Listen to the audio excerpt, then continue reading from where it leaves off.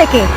এই মালদা থেকে কয়েকদিন আগেই শ্রীরামচন্দ্রের বিসর্জনকে কেন্দ্র করে মোথাবাড়ির মতো রণক্ষেত্র পরিস্থিতি তৈরি হয়ে গেছিল।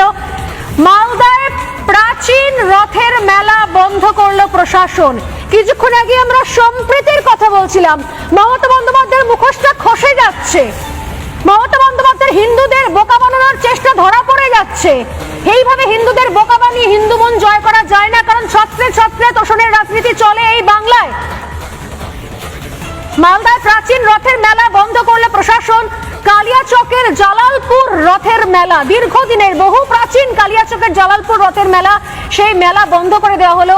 কালিয়াচকে 629 বছরের পুরনো এই রথের মেলা, 629 বছরের পুরনো রথের মেলা বন্ধ করে দিল প্রশাসন। অনুমতি দেয়নি, রথের মেলা অনুমতি দিল না পুলিশ।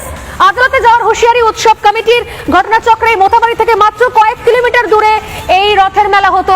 ভাবুন, মোথাবাড়িতেও পুলিশ দাঁড়িয়েছিল সামনে, তারপরও কিভাবে মিথ্যে উস্কানি দিয়ে সেখানে বাড়িঘর জ্বালানো হয়েছিল। আর এখন 629 বছরের পুরনো রথের মেলা, সেটাতেও অনুমতি দিচ্ছে না প্রশাসন। এইটা হচ্ছে সম্প্রীতি।